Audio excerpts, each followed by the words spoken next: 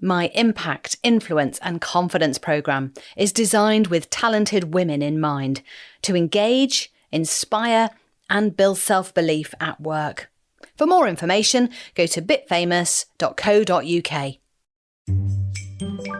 You're listening to the Penny Haslam podcast.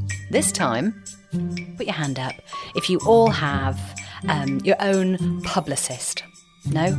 Press office? No. Marketing department? No. Right, so you are going to have to be the person to develop your presence in your organisation. Today, I am delving into the interesting world of executive presence. Now, that's quite a dry way, I think, to talk about being a good leader and showing that you are a good leader, having presence, gravitas, authority, listening skills, demonstrating behaviours and values of your organisation. There's a lot to talk about with executive presence. I just want to strip it right down to a couple of points. And the first one came out from a leadership program that I was part of at a really large global insurance firm. I was helping 9 leaders or emerging leaders there to develop some ideas around being more visible. And the first question I asked them was like, do you all have, put your hand up, if you all have your own publicist? No. Press office? No. Marketing department behind you fully? No. Right. So you are going to have to be the person to develop your presence in your organization, depending on what you want to achieve, obviously.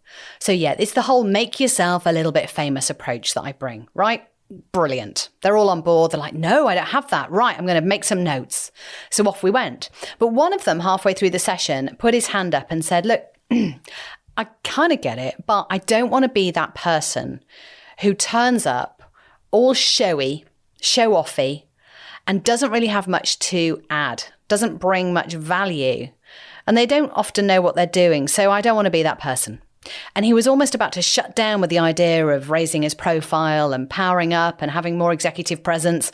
I said, yeah, okay, that is absolutely valid. When we see someone all style, no substance, well, then we think that's not what we want to do. So there are ways of showcasing what you do rather than showing off. So the session was all about that and fashioning your image of that as an expert, being more useful to people than just going, hey, look at me, I'm amazing, which is uncomfortable anyway for most people. So I set him straight and we got back to the work, which is good. Now, it's interesting, and I've got a note here of the research. It comes from HCI. It's Talent Pulse report, big research organisation. And it says that 77% of the HR professionals that were surveyed said that those with high levels of executive presence progress quickly in their careers.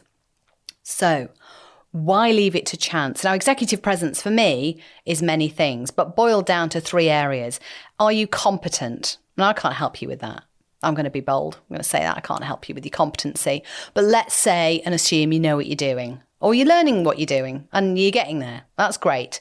But yeah, being good at your job is pretty important. Having communication capability. So good communication skills, and that includes sharing information as well as listening to the people around you.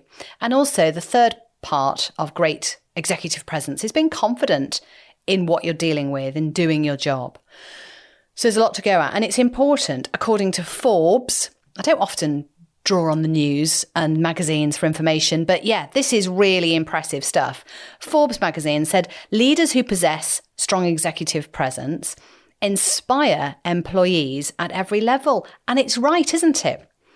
People don't leave organizations because of the organization necessarily. They leave because of their manager or their leader or direct report or whatever. And you hear this time and time again. And, you know, we all meet people, don't we, who have got big jobs, who can't do eye contact or can't string a sentence together in, you know, a really small, informal, someone's having a leaving do, and there are some drinks or someone's birthday, and there's a cake in the office, and they stand up and they say a few words and it goes horribly wrong. We've seen that time and time again. I mean, I know I have in my career at the BBC. I'm not mentioning any names. Ask me later. But yeah, they also encourage their team to follow them, their peers to trust them, and senior leadership to believe in them. So really well put by Forbes magazine. Getting buy-in for your ideas, having influence and impact, and engaging the people around you. So important. And all of which can be learned. You don't have to just worry about it and think, oh, well, I'm not really coming across very well, so I'm not going to bother, or this is never going to work. There's loads of things you can do to have greater impact and gravitas and executive presence. Yeah, it's a really good way of summarizing it all. So yeah, if you don't have those things in place, learn.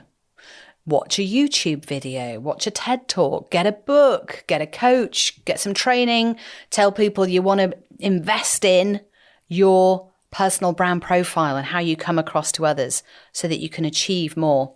I've got lots to say on this, but I'll stop it there and just say get in touch if I can help you with any of that. All right, take care. My third book is coming out in 2024. It's all about confidence at work and in life. And as you'd expect from me, there are lots of stories and ideas to help you build confidence, whether it's for yourself or for others. It might be colleagues, teammates, friends and family. Head to pennyhaslam.co.uk/confidence-book.